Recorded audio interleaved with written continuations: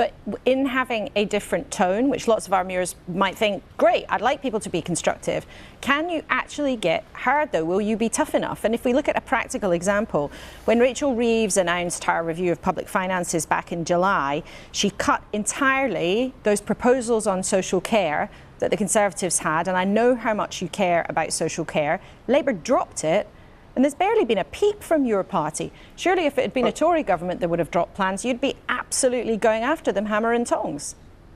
Laura, we actually have criticised the government for that, just as we criticised the Conservatives for doing the same thing.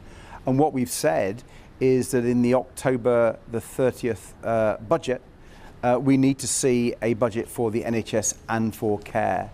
And we're putting forward our ideas, which will include investment in social care.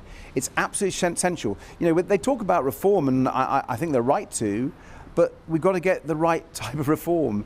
And we've argued, and I think we're probably the only party arguing it with this intensity, that social care is a critical part, the most important part of that reform.